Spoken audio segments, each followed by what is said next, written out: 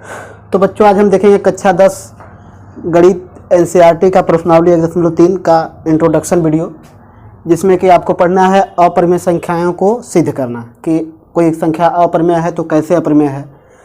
तो सिद्ध करेंगे, जैसे √2 है, √3 है, मतलब जितनी भी अपरिमेय संख्याएं पाई है तो अपरिमेय संख्या है तो कैसे अपरिमेय संख्या है। ठीक है, तो पहले आप अपरिमेय परिमेय के बारे में जानते होंगे, तो नहीं जानते हैं तो एक वीडियो है जो है कि इस चैनल पे, उस पर कक्षा 9 प्रश्नावली 1.1 का इंट्रोडक्शन वीडियो, उसको देख लेंगे तो आपको परिमेय और अपरिमेय संख्याओं के बारे में पूरा जानकारी आपको मिल जाएगी। फिर भी आपको एक बार रिकैप करा देते हैं फिर से कि संख्याएं क्या होती हैं। देखिए आपके चैप्टर में है वास्तविक संख्याएं। वास्तविक संख्याएं, वास्तविक संख्याएं इंग्लिश में कहते हैं इन्हें रियल नंबर्स। वास्तविक संख्याओं को अंग्रेजी में कहते हैं रियल नंबर्स। ये बेसिकली दो प्रकार की होती हैं, दो ही प्रकार की होती हैं। एक तो होती हैं दशमलव वाली संख्याएं,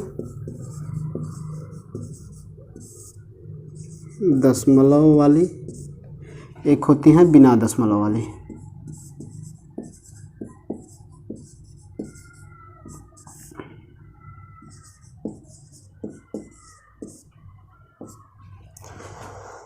अब देखिए बात करते हैं बिना दशमलव वाले की।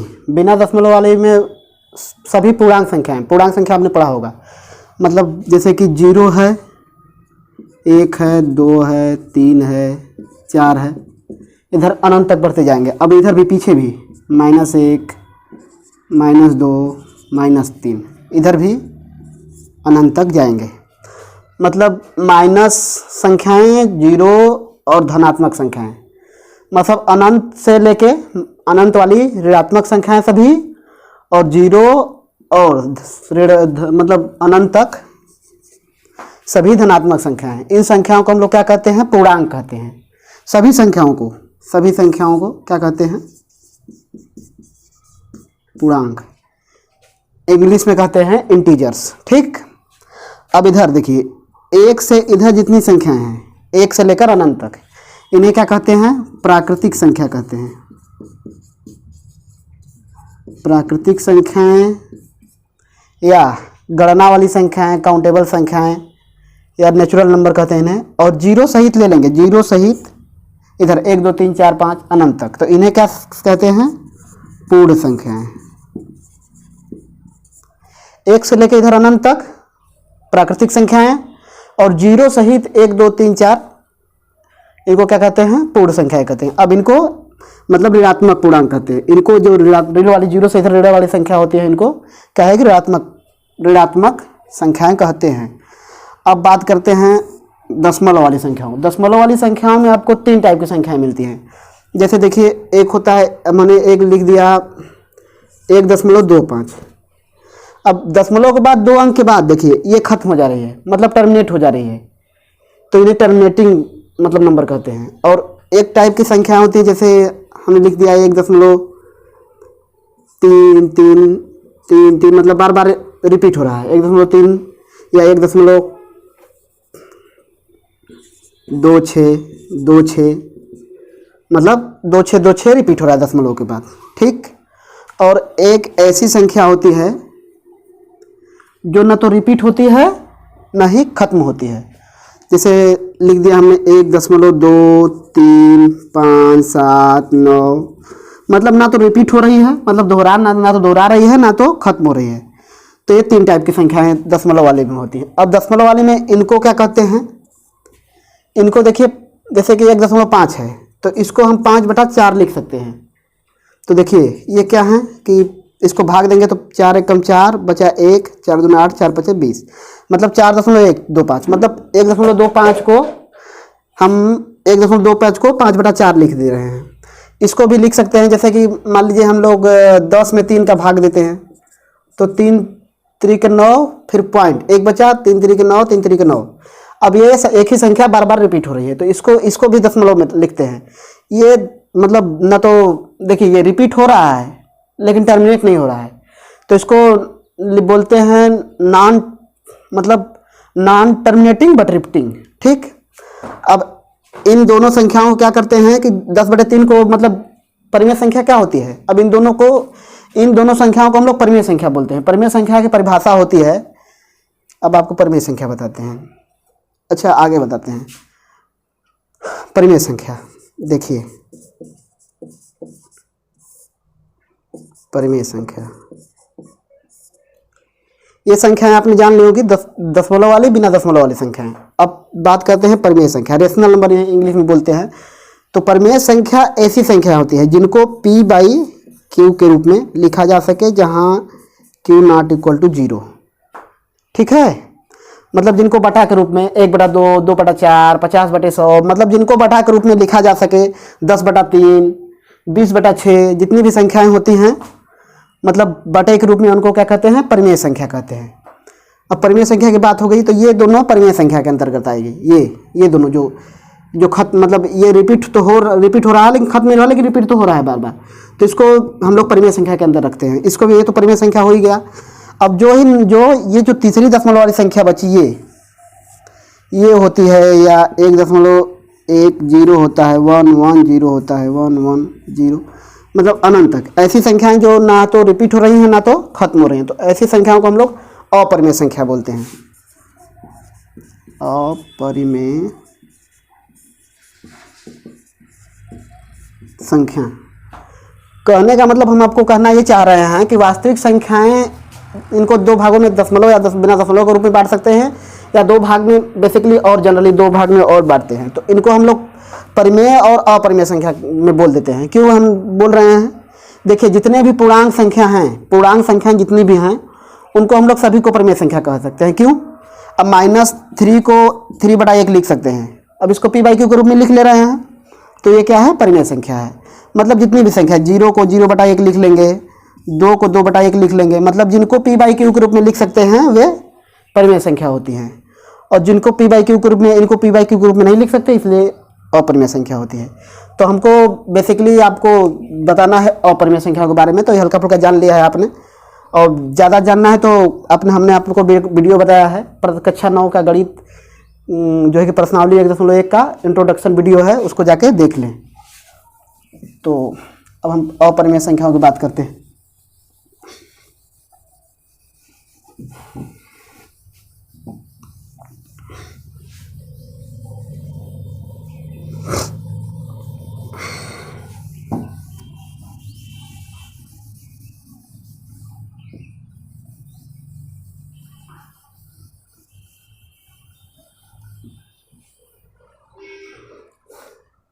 देखिए अपरिमेय संख्याएं, इन्हें इंग्लिश में बोलते हैं इरेशनल।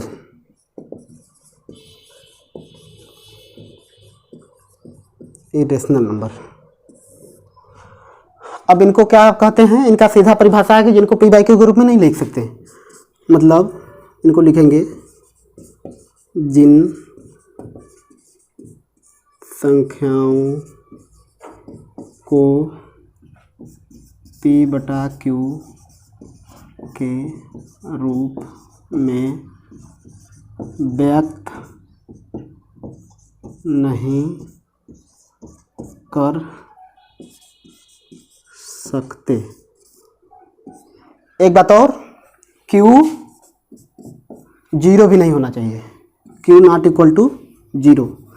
मतलब देखिए कोई संख्या है, 1 से 0 में भाग देंगे तो ये 0 से कभी नहीं कटेगा, अनंत चला जाएगा, इसलिए 0 नहीं होना चाहिए नीचे, ये ध्यान देने योग्य बात है। ठीक, और एक बात और है, जहां p और q सहअभाज्य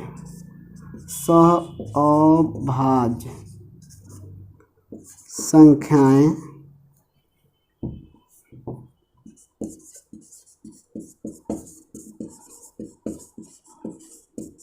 होनी चाहिए। अब आता है सहअभाज्य। अब ये तो आपने जान लिया अपरिमेय संख्याएं। अपरिमेय संख्याएं होती क्या हैं आपको बताते हैं। जैसे देखिए √2 हो गया, √3 हो गया, √5 हो गया, √7। कहने का तात्पर्य इसका ये है कि अगर मतलब कड़ी में अभाज्य संख्याएं हों, अभाज्य संख्याएं अगर कड़ी में रहें, देखिए अभाज्य संख्याएं 2, 3, 5, 7, 11, 13, 19, 17, 19, 23, ये सभी संख्याएं अगर कड़ी में रहें तो इनको अभाज्य संख्या कहते हैं। एक संख्या और होती है पाई, ये भी अपरिमेय संख्या होती है, क्योंकि पाई का मान आप हम लोग लिखते हैं 3.14 लिखते हैं तो लगभग मान होता है, इसका मान एग्जैक्टली नहीं पता होता है, इसलिए पाई को भी मतलब अपरिमेय संख्याओं की श्रेणी में रखा जाता है। अब अपरिमेय संख्याएं और कौन कौन सी हो सकती हैं, तो देखिए अपरिमेय संख्याएं और हो सकती हैं। अब अगर आपने पिछली कक्षा में पढ़ा होगा कि अपरिमेय संख्या, देखिए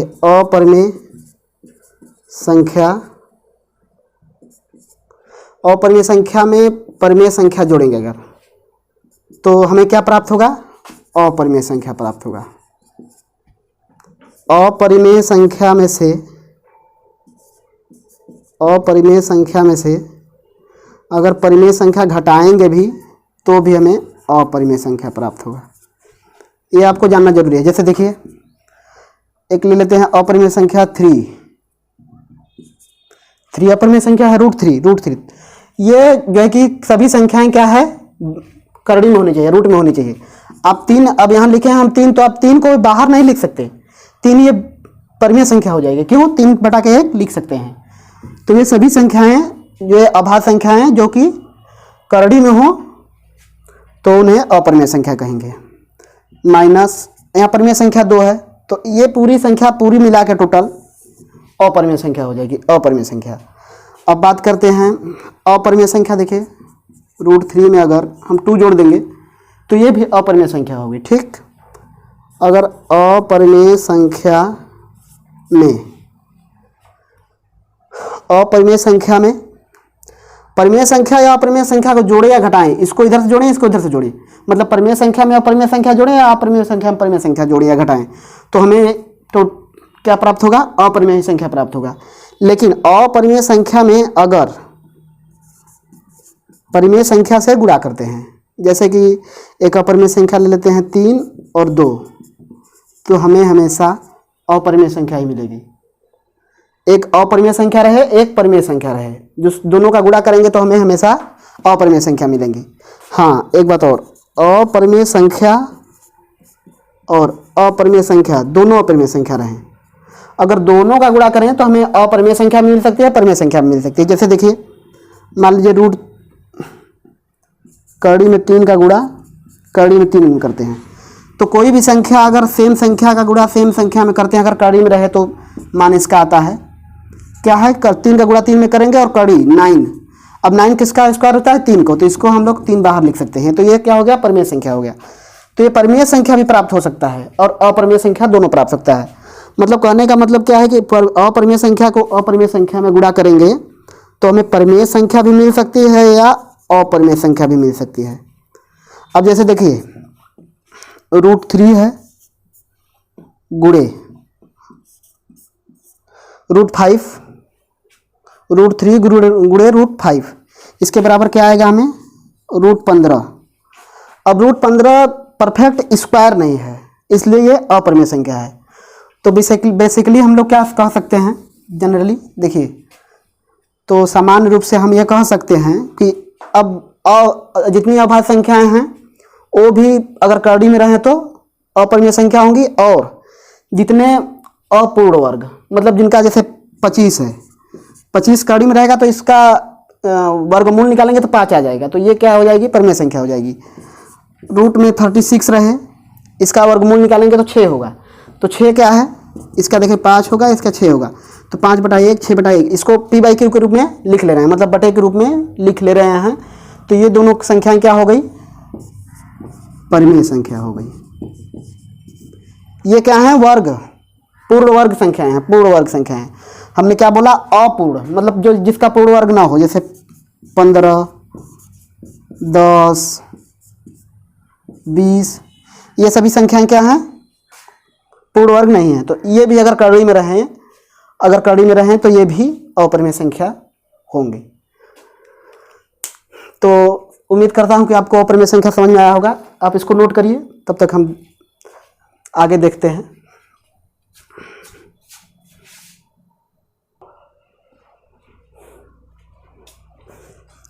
तो आप बच्चों आगे बढ़ते हैं। तो देखिए, कहीं आपको जानने की ज़रूरत नहीं है। अपरिमेय संख्याओं को प्रूव करने के लिए आपको सब आपके एनसीईआरटी बुक में दे रखा है। तो आपके एनसीईआरटी बुक में जाएंगे जब, तो प्रमेय देखेंगे 1.3, पेज नंबर है आपका 15। तो प्रश्नावली 1.3 के पहले जो कि ऊपर अपरिमेय संख्याओं के बारे में दिया, तो एक प्रमेय दिया है। इस प्रमेय में क्या कह रहा है? कह रहा है कि यदि p एक अभाज्य संख्या है, यदि p a को a स्क्वायर को विभाजित करती है तो p a को विभाजित करती है। तो इसका मतलब आप समझिए क्या कह रहा है। p मान लेते हैं कोई संख्या है, p कोई अभाज्य संख्या मान लीजिए, 2 हो या 3 हो या 5 हो, कोई अभाज्य संख्या हो।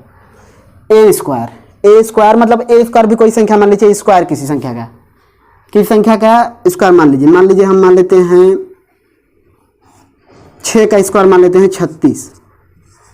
a स्क्वायर बराबर 36 मान लेते हैं, तो ये बराबर क्या होगा? 6 होगा। अब कह रहा है कि p अभाज्य संख्या है, p तो अभाज्य संख्या है, p बराबर आप अभाज्य संख्या मान लेते हैं। तो क्या कह रहा है कि अगर p क्या है कि 36 को डिवाइड करेगा। मान लीजिए इसमें से कोई एक ले लेते हैं संख्या, तो 36 को जिस संख्या से कि 36 डिवाइड हो जाए, ये नहीं कि 5 से लेंगे, कोई भी जो कह रहा है कि अगर ए स्क्वायर को पहले से वो कह रखा है कि ए स्क्वायर को डिवाइड करें, तो अब 36 को मतलब डिवाइड करें, 3 से मान लीजिए डिवाइड करते हैं तो कितना आएगा? 12 आएगा। 36 को डिवाइड कर लिया मतलब 6 के स्क्वायर को डिवाइड कर लिया, तो ये 3 जो है कि 6 को भी डिवाइड करेगा ही करेगा। कर दिया, आपके सामने देख रहे हैं। तो यही जो है कि इसी प्रमेय का हम लोग अपरिमेय संख्याओं को सिद्ध करने में इसी प्रमेय का प्रयोग करेंगे। तो देखिए, आपको अब इस प्रमेय के बाद एक और प्रमेय दिया है, √2 को दिखाना है। √2 को प्रमेय 1.4, देखिए प्रमेय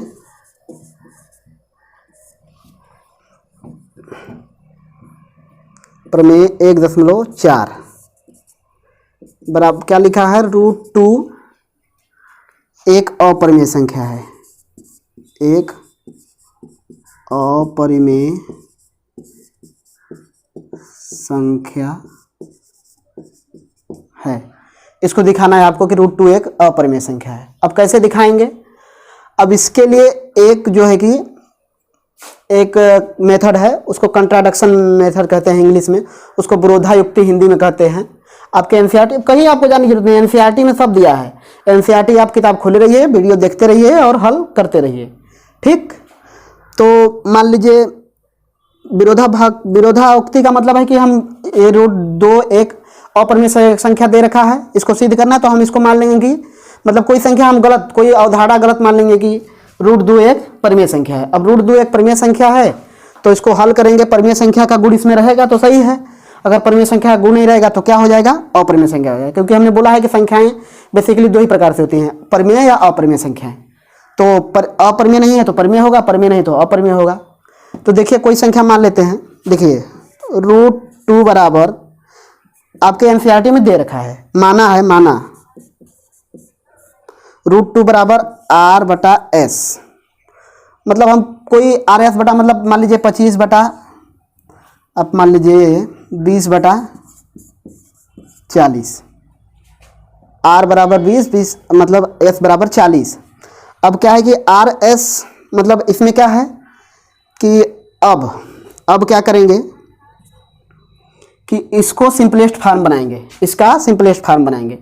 अब परिमेय संख्या तो आप 50/100 लिख सकते हैं, 1000/2000 लिख सकते हैं, मतलब जिसको p/q के रूप में लिख जाए वो तो परिमेय संख्या होती है, आपको पता है। तो इसको हमने परिमेय संख्या मान लिया है। अब परिमेय संख्या मान लिया 20/40 लिख सकते हैं, 50/100 लिख सकते हैं, 60/1/3 लिख सकते हैं, 1/2 लिख सकते हैं। तो अब अपरिमेय संख्या परिमेय संख्या इसको मान लिया। इसमें कह रहा है कि जहाँ यस जो है कि 0 नहीं होना चाहिए और ये RS जो है सिंपलेस्ट फॉर्म होना चाहिए। अब उसके बाद उसका मतलब कोई उससे बात कटना नहीं चाहिए। जैसे ये 20/40 है, इसको हम 20 एकम 20, 20 दूना 40, अब 1/2, अब 1/2 हो गया ना, 1/2 हो गया, तो 1/2 अब किसी से नहीं कटेगा, मतलब हाईएस्ट कॉमन फैक्टर इसका क्या था, 20 था, 20 से हमने काटा इसको, 20 एकम 20, 20 दूना 40। तो ऐसी संख्या है RS आप कोई संख्या ले सकते हैं, तो उसके काट जहाँ जो है कि अब इसको क्या कहेंगे, RS जो है कि मान लीजिए 20/40 है, ये तो ठीक है। अब कह रहा है कि √2 एक बात और होना चाहिए कि ये जो बचेंगी संख्याएं 1/2, ये सह अभाज्य संख्या होना चाहिए, सह अभाज्य संख्याएं होनी चाहिए। अब इनको RS था 20/40, इनको काट लिया, 1/2 हो गया। तो आपको बताते हैं, अब इसको काटे हैं, कोई संख्या थी RS, इसको काट के छोटा कर लिए, तो मान लीजिए हम A/B हो गया ये। अब कोई संख्या है RS, उसको काट लिए, सिंपलेस्ट फॉर्म बना लिए। अब इसका सअभाज्य का मतलब को प्राइम, इसको इंग्लिश में कहते हैं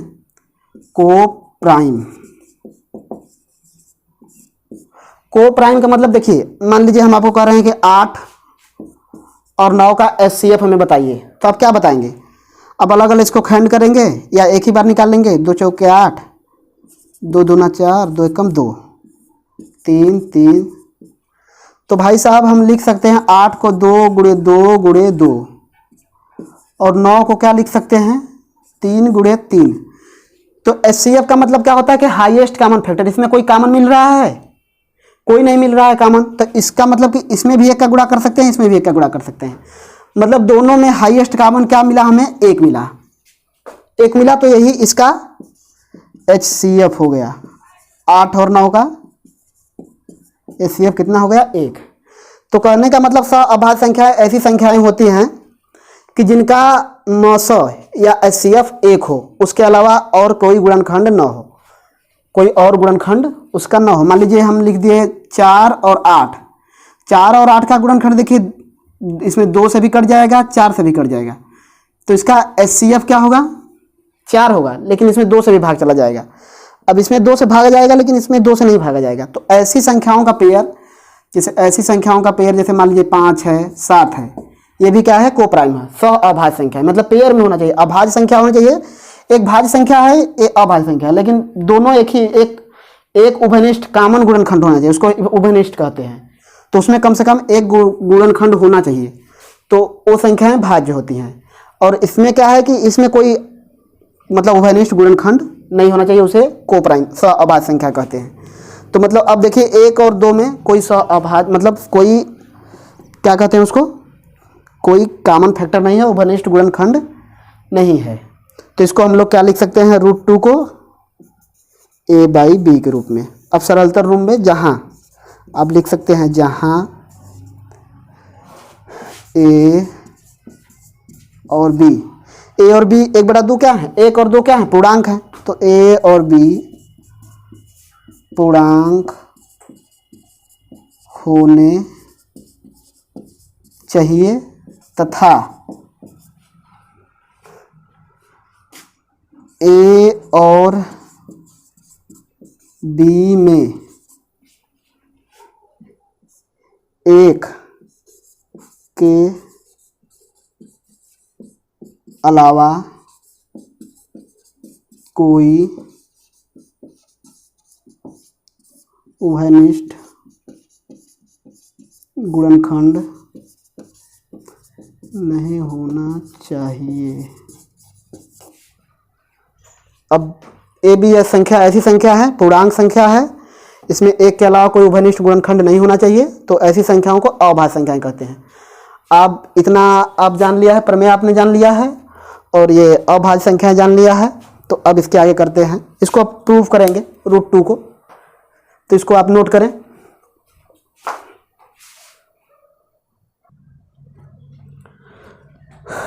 तो आइए बच्चों, इसको हम प्रूव करते हैं, जो कि प्रमेय आपके NCERT बुक में प्रमेय 1.4 में दे रखा है, √2 एक अपरिमेय संख्या है। तो हमने क्या बोला है कि एक इसको किस मेथड से करेंगे, इसका नाम है मेथड ऑफ कंट्राडक्शन,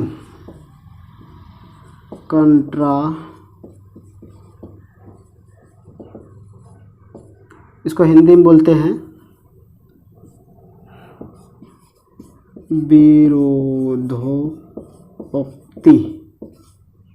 विरोधोक्ति, मेथड ऑफ कंट्राडक्शन, विरोधोक्ति। मतलब कहने का मतलब यह है कि कोई संख्या हम लोग मान लेंगे कि √2 एक परमेय, अब कह रहा है कि अपरमेय संख्या है, तो हम इसको मान लेंगे परमेय संख्या है और उसको दिखाने की कोशिश करेंगे कि परमेय संख्या है। अगर नहीं दिखा पाएंगे तो समझ जाएंगे। तो देखिए अब इसको हम मान लेते हैं, √2 माना, लिख लेंगे माना, सॉल्यूशन में लिखते हैं क्या, माना √2 एक परिमेय संख्या है। तो परिमेय संख्या है भाई, तो इसको हम लोग a/b के रूप में लिख सकते हैं, p/q के रूप में लिख सकते हैं इसको। ठीक, अब इसको पक्षांतर कर लेते हैं, तो b देखिए इधर आ जाएगा, तो √2b हो जाएगा और ये यहाँ a बचेगा। अब दोनों तरफ वर्ग करने पर लिखेंगे, दोनों तरफ वर्ग करने पर। अब दोनों तरफ वर्ग करेंगे तो देखिए √2 का वर्ग करेंगे तो √2 का गुणा √2 में करेंगे तो 2 हो जाएगा, तो ये 2 हो गया, ये b² हो गया, बराबर a का स्क्वायर करेंगे तो a²। अब फिर b को इधर ले जाएंगे, b² बराबर a²/2। अब देखिए यहाँ इसका है, मतलब a² को 2 डिवाइड कर रहा है। कोई संख्या होती है जैसे बटा में 3 होता है, तो ये संख्या नीचे वाली इसको मतलब इसको डिवाइड कर रही है, मतलब 5 बार जा रहा है, या मतलब जाए या ना जाए, इसका मतलब क्या है कि इसे इस संख्या से इसे भाग देना है। ठीक, तो यहाँ लिखा है, तो मान लीजिए कोई संख्या है 64, उसमें हमें 2 से भाग देना है, तो 64 8 मतलब 64 2 से तो चला जाएगा, अब उसका स्क्वायर मतलब उसका वर्गमूल भी 8 2 से चला जाएगा। कहने का मतलब यही है। तो हम लिखेंगे कि क्योंकि a² में 2 से भाग चला जा रहा है, इसलिए a में भी 2 से भाग चला जाएगा। अर्थात अब सर देखिए a² में 2 से भाग चला जा रहा है, मतलब a से भी भाग चला जाएगा, तो हम a/2 भी लिख सकते हैं। अब सर देखिए मान लीजिए 36 को हमने 3 से भाग किया था, 2 से भाग किया था, मान लीजिए 36 को 2 से भाग करते हैं तो कुछ संख्या आएगी 18, कोई संख्या तो आएगी। अगर 6 को भी 2 से भाग करेंगे तो कोई संख्या 3 आई, तो इसको भी जब हम a को 2 से भाग करेंगे तो कोई संख्या आएगी, तो मान लेते हैं सी आएगी। ठीक, तो अब इसको पक्षांतर कर लेंगे, तो a बराबर क्या हो जाएगा 2c। इस समीकरण को हम लोग क्या मान लेंगे, समीकरण नंबर 1। अब a का मान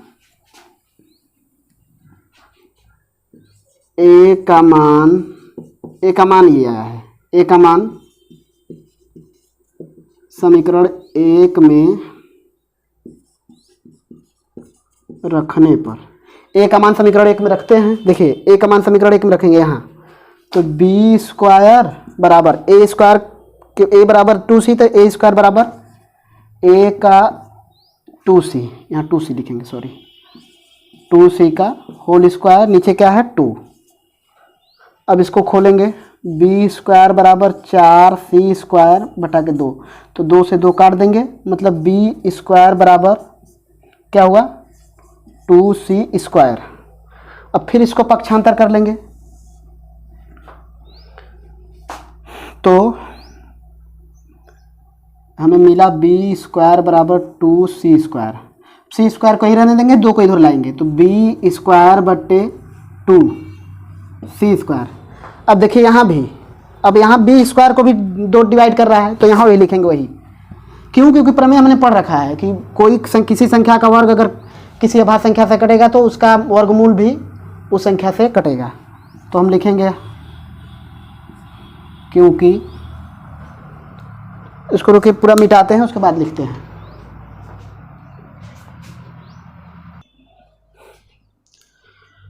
सॉरी बच्चों, हमने कोई गाड़ी आ रही थी तो साउंड का इशू था, इसलिए हमने वीडियो को बंद कर दिया था। अब शुरू करते हैं। देखिए अब लिख सकते हैं कि हम लिख सकते हैं क्या कि चूंकि बी स्क्वायर 2 से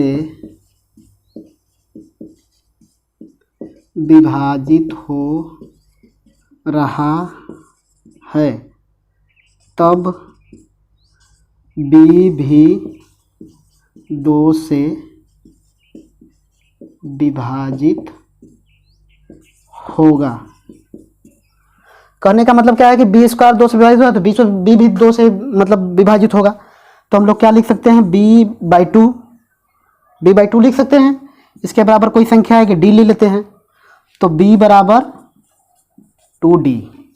अब देखिए, लेकिन हमने क्या लिख रखा है, आगे हमने क्या पढ़ रखा है, यहाँ लिख रखा है कि a और b, जहाँ देखिए a और b क्या कैसी संख्या होनी चाहिए कि इसको मिटाना पड़ेगा लग रहा है, तो मिटा लेते हैं। देखिए इसको लिख लेते हैं कि क्या आया था, एक आया था a बराबर 2c आया था, b बराबर 2d आया है। इसको इधर का मिटा लेते हैं।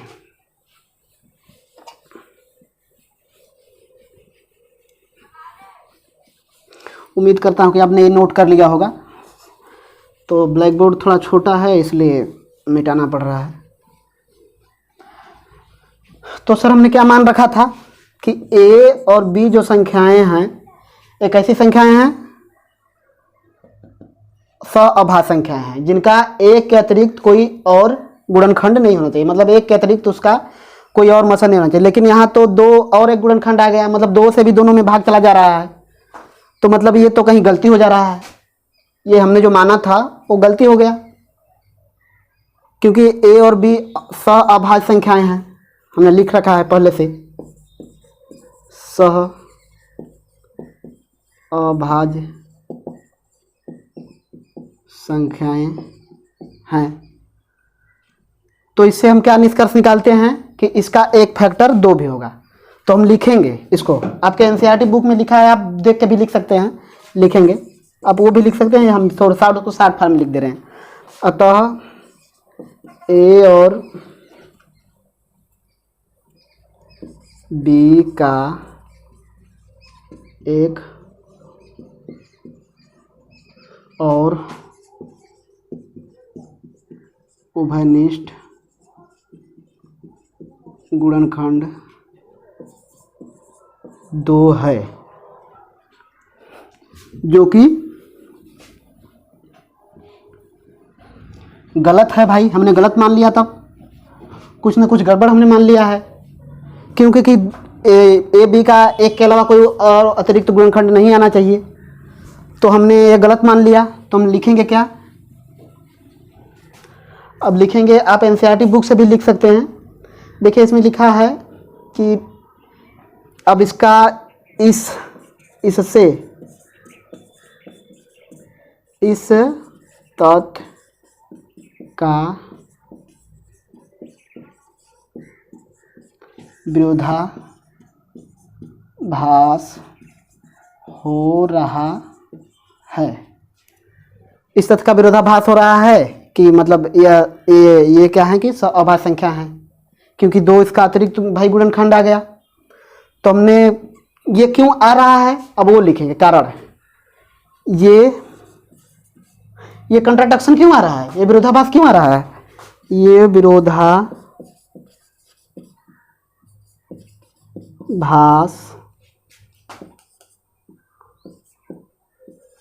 हमारी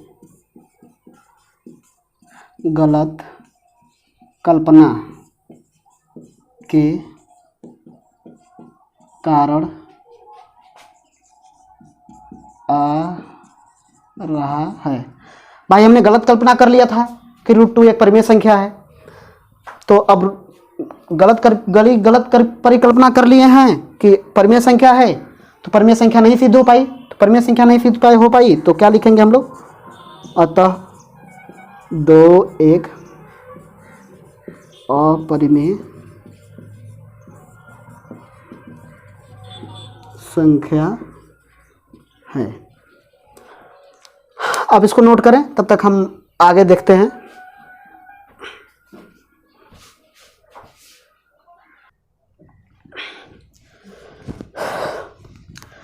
तो आइए बच्चों हम लोग आगे बढ़ते हैं और उदाहरण नंबर आपके एनसीईआरटी का 9 देखते हैं, जिसमें लिखा है कि √3 को दिखाना है कि एक अपरिमेय संख्या है। √3 एक अपरिमेय संख्या है। अब इस रूट से, जो रूल हमने बताया है पीछे, उस रूल से आप कोई भी रूट में नॉन परफेक्ट स्क्वायर हो, नॉन परफेक्ट स्क्वायर कोई भी संख्या हो, उसको आप बता सकते हैं। रूट में रहे तो बता सकते हैं कि यहाँ पे ये अपरिमेय संख्या है आसानी से, ठीक है। तो अब कोई भी संख्या रहे आप लगभग बता सकते हैं। तो इसको भी मान लेते हैं उसी तरह, माना √3 एक, विपरीत मानेंगे, अपरिमेय संख्या करा तो परिमेय संख्या मान लेंगे, परिमेय संख्या है।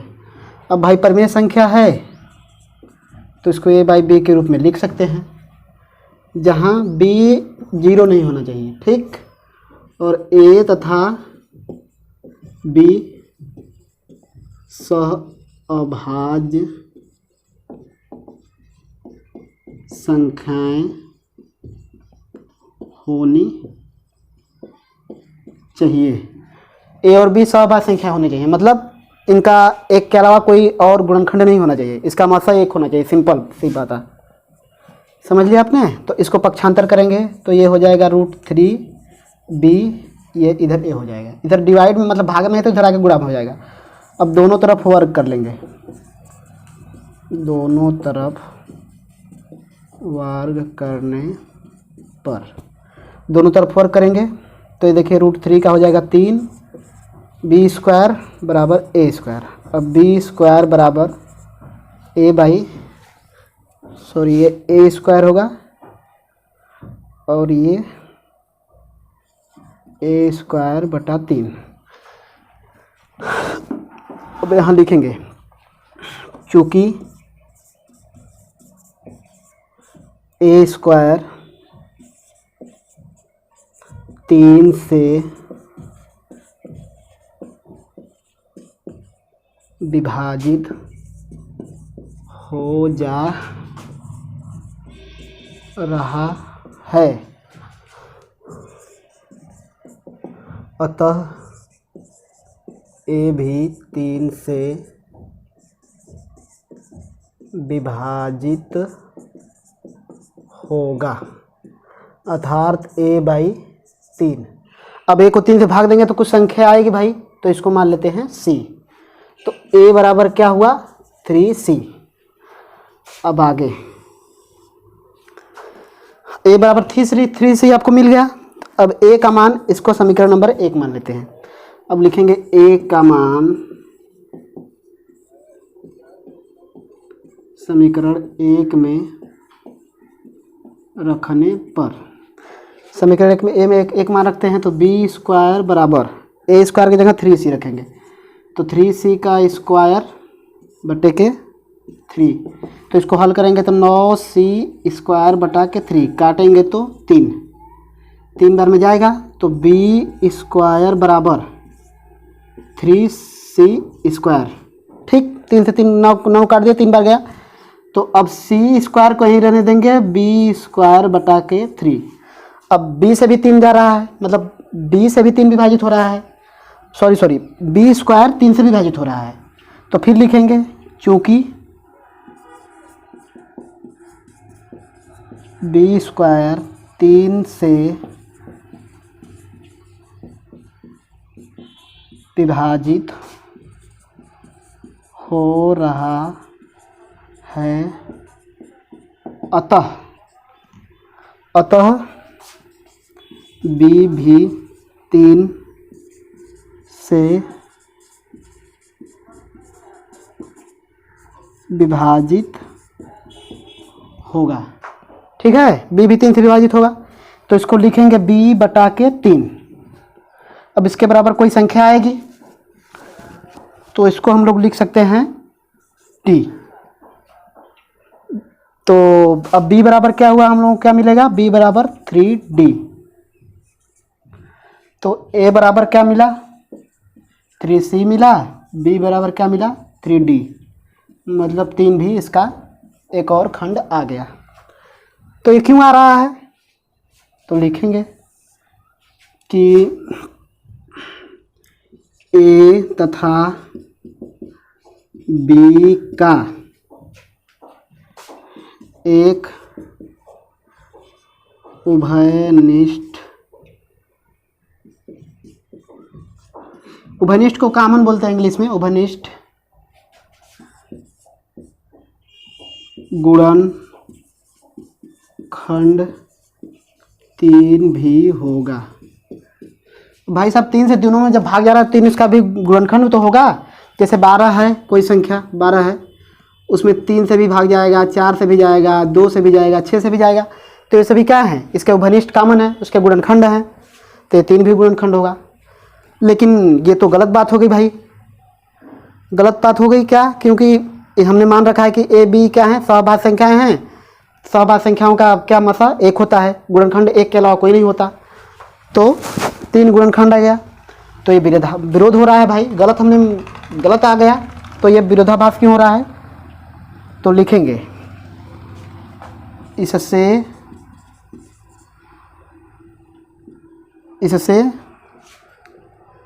क्या लिखेंगे, इससे यह ये सब याद कर लेंगे आप किताब से। विरोधाभास होता है कि ए बी सहअभाज्य संख्याएं हैं। भाई 3 एक गुणनखंड हो गया, तो ये विरोध सीधे कर रहा है। अभाज्य संख्या का, असहअभाज्य संख्या का मतलब होता है कि उसका गुणनखंड केवल एक हो, एक से बस केवल डिवाइड जाए और खुद से, तो 3 एक और एक्स्ट्रा हो गया। तो यह विरोधाभास क्यों हो रहा है, ये लाइन हमेशा याद करेंगे। यह इंग्लिश में कंट्राडक्शन कहते हैं, लिखेंगे यह कंट्राडक्शन या इसको तो याद ही कर लीजिए। यह विरोधाभास हमारी गलत अवधारणा या कल्पना, कुछ भी लिख सकते हैं, गलत अवधारणा के कारण आ रहा है कि √3 एक परिमेय संख्या है। हमने √3 को एक परिमेय संख्या मान लिया था, इसी कारण ये विरोधाभास हो रहा है। तो क्या लिखेंगे लास्ट में हम, अतः √3 एक अपरिमेय संख्या है। सर इसको आप याद कर लीजिए, यह विरोधाभास हमारी गलत अवधारणा के कारण आ रहा है कि √3 एक परिमेय संख्या। हर बार लिखना पड़ेगा आपको, ये लाइनें सब याद कर लीजिए। ठीक, उम्मीद करता हूँ कि आपको समझ में आया होगा। 2 एग्जाम्पल और हैं आपके एनसीईआरटी में, उनको भी बता देते हैं, तब तक आप इसको नोट करें।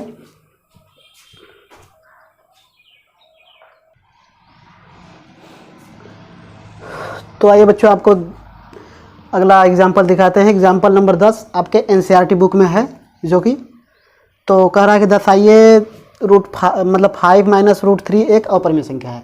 हमने बता रखा है कि परिमेय संख्या में से अपरिमेय संख्या घटाएंगे तो भी अपरिमेय संख्या मिलेगी, और अपरिमेय में से परिमेय संख्या भी घटाएंगे तो अपरिमेय संख्या मिलेगी। तो इसी को दिखाना है, तो इसको भी उसी तरह मानेंगे, उल्टा ही। तो माना 5 - √3 एक परिमेय संख्या है। तो 5 माइनस रूट 3 बराबर a बटा के b,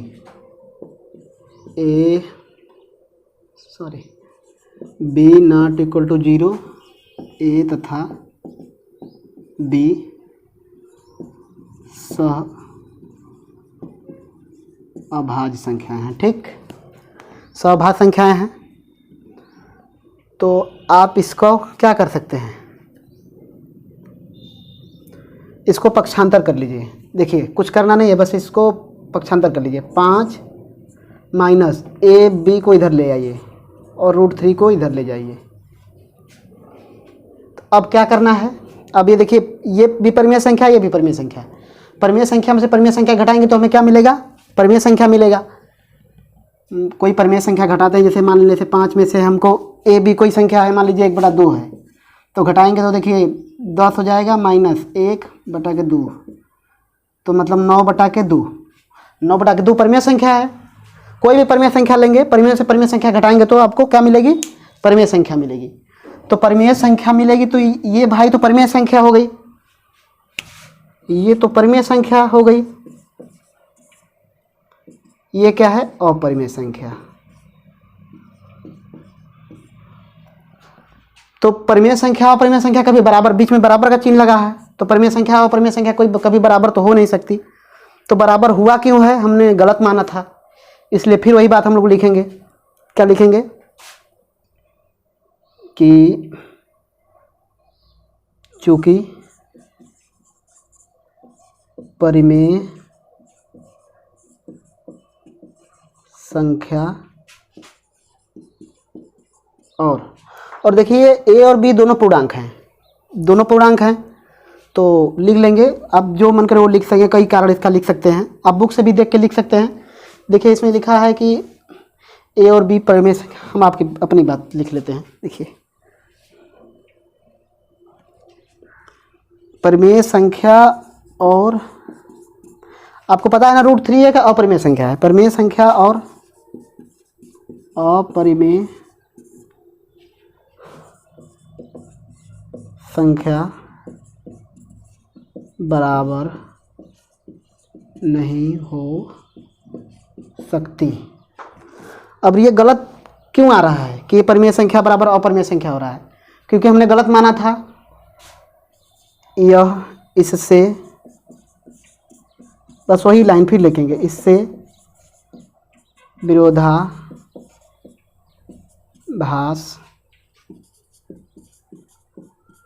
होता है कि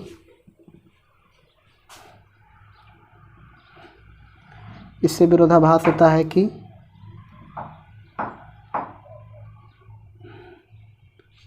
इससे विरोधाभास होता है, विरोधाभास होता है। अब विरोधाभास होता क्यों है, यह विरोधाभास हमारी गलत अजम्पशन या गलत अवधारणा के कारण हो रहा है। कि हमने क्या गलत माना था कि 5 माइनस रूट 3 एक परिमेय संख्या है। अब विरोधाभास हो रहा है सर, तो ये विरोधाभास हमने हमारी ये गलत अवधारणा कारण हमने एक छोटी सी गलती की, लास्ट में बड़ी गलती हो गई।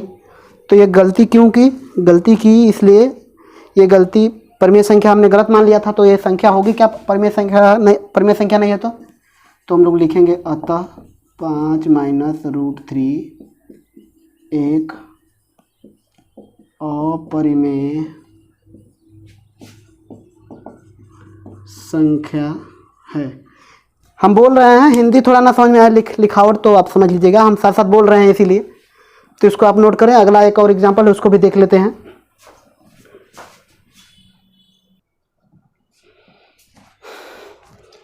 तो बच्चों देखते हैं इस वीडियो का लास्ट सवाल जो कि आपके एनसीईआरटी का लास्ट उदाहरण भी है, तो इसको भी देख लेते हैं। कह रहा है कि √3√2 एक अपरिमेय संख्या है, तो इसको भी मान लीजिए उसी तरह माना 3√2 एक परिमेय संख्या है। अब एक परिमेय संख्या है 3√2, तो इसको a/b के रूप में लिख सकते हैं, जहाँ b ≠ 0, a तथा b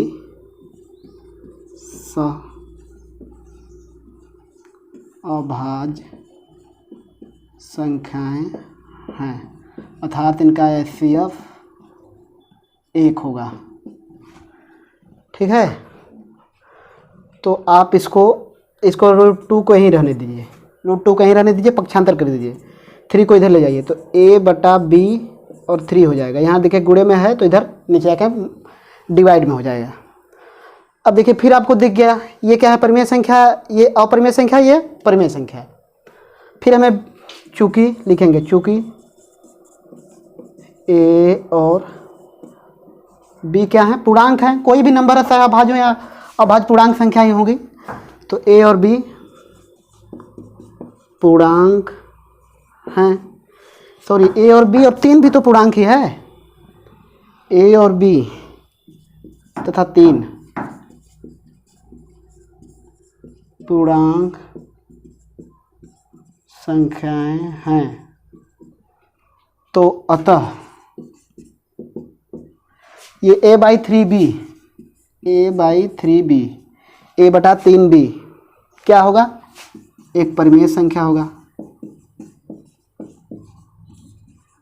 एक परिमेय संख्या होगी। अब सर ये परिमेय संख्या हो गई, ये परिमेय संख्या हो गई, कुछ तो गड़बड़ हो गया, कुछ तो गड़बड़ हो रहा है दया, सीआईडी में नहीं बोलता है कुछ तो गड़बड़ हो रहा है, तो वही गड़बड़ हो रहा है। तो यहाँ लिखेंगे हम, ये देखिए ये अपरिमेय संख्या हो गई, इधर अपरिमेय संख्या, इधर परिमेय संख्या हो गई, तो अपरिमेय संख्या परिमेय संख्या कभी बराबर नहीं हो सकता।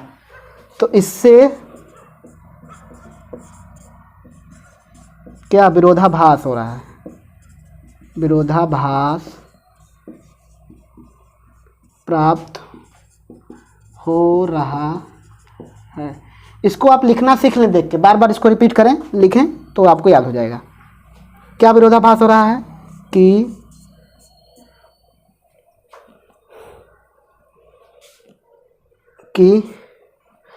मत लिखिए, इस लिख लीजिए कि यह विरोधाभास हमारी गलत कल्पना या कंट्राडिक्शन के कारण प्राप्त हो रहा है कि 3√2 एक परिमेय संख्या है। हमने देखिए छोटी सी गलती की लास्ट में बड़ी गलती बन जा रही है, तो आप छोटी गलती न करें, ठीक है, छोटी छोटी गलतियों को सुधारें। तो अतः भाई परिमेय संख्या नहीं तो क्या होगी, 3√2 एक अपरिमेय संख्या होगी।